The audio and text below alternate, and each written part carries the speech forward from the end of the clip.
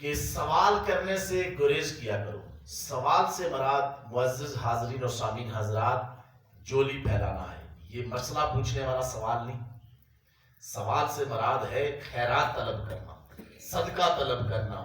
اور یہ دور حاضر میں آپ دیکھ رہے ہیں کڑیل جوان ہوتے ہیں, بیس بدل کر جناب صدقہ مانگ رہے ہیں, خیرات مانگ رہے ہیں, زکوٰۃ مانگ رہے ہیں. اور میں نے جمعۃ المبارک عظیم اجتماع میں بھی کہا تھا کہ زکوٰۃ کا معاملہ تو انتہائی حساس.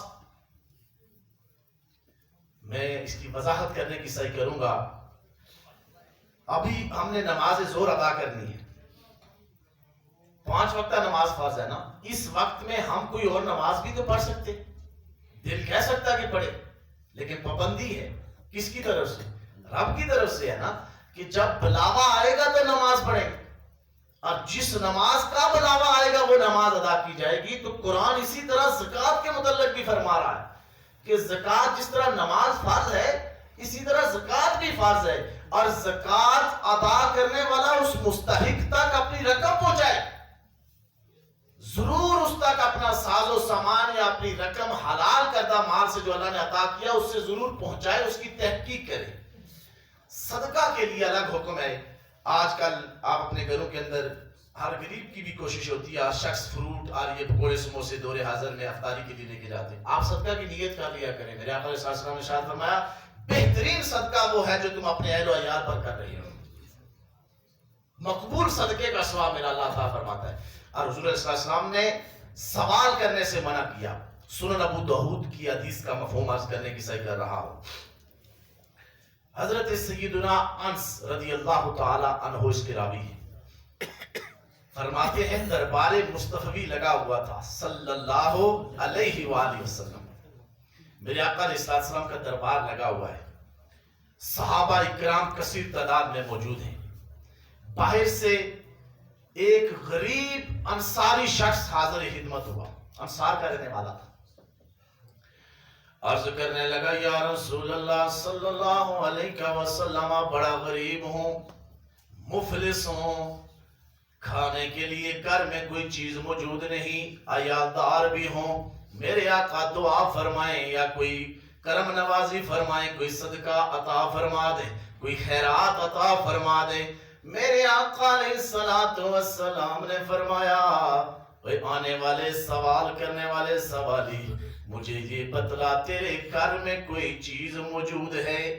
عرض کیا یا رسول اللہ صلی اللہ علیہ وسلم, میرے گھر میں ایک کمبل ہے جو کچھ بچھا دیتے ہیں کچھ اوڑھ لیتے ہیں, ایک پیالہ ہے جس سے ہم پینے کا کوئی سامان, کھانے کا کوئی سامان پیدا کرتے ہیں. میرے آقا علیہ السلام نے ارشاد فرمایا وہ انصاری میرے غلام, مفلس و ناچار غلام, وہ پیالہ وہ کمبل میری بارگاہ میں لے آؤ. تھوڑی دیر کے بعد دونوں چیزیں لے کر حاضر خدمت وہ صحابی ہو گئے. میرے آقا نے اعلان فرمایا کون ہے جو اس کا کمبل خریدے, پیالہ خریدے؟ بولی لگائی جا رہی ہے. سنن ابو داؤد کی حدیث کا مفہوم ہے. میرے آقا علیہ السلام نے ارشاد فرمایا ایک نبی کا یار, نبی کا غلام اٹھ کھڑا ہوا. عرض کیا یا رسول اللہ صلی اللہ علیہ وسلم, دونوں چیزیں 1 درہم میں خریدتا ہوں. میرے آقا نے دوسری مرتبہ فرمایا کون ہے جو 1 درہم سے زیادہ اس کی چیزیں خریدے؟ پھر تیسری مرتبہ فرمایا, پھر چوتھی مرتبہ فرمایا. ایک اور غلام کھڑا ہو گیا. عرض کیا یا رسول اللہ صلی اللہ علیہ وسلم, میں خریدنے کے لیے تیار ہوں, 2 درہم میں یہ کمبل اور یہ پیالہ خریدوں گا. میرے آقا نے فرمایا ٹھیک ہے. 2 درہم وصول کیے, وہ چلے گئے. میرے آقا علیہ السلام نے فرمایا انصاری غلام سے یہ 2 درہم ہیں, 1 درہم سے گھر کے اندر اناج لے جا, گھر کے اندر راشن لے جا.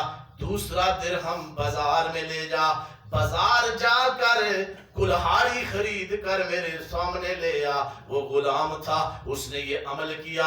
1 درہم سے گھر کے اندر جو پہنچانا تھا پہنچا کر بازار سے کلہاڑی خریدی. یار قربان جاؤں آمینہ کے لال عبداللہ کے لخت جگر حضرت محمد مصطفیٰ احمد مجتبیٰ صلی اللہ علیہ وآلہ وسلم پر آپ نے اپنے گورے گورے ید اللہ والے ہاتھوں سے اس کلہاڑی میں لکڑی کا دستہ لگایا.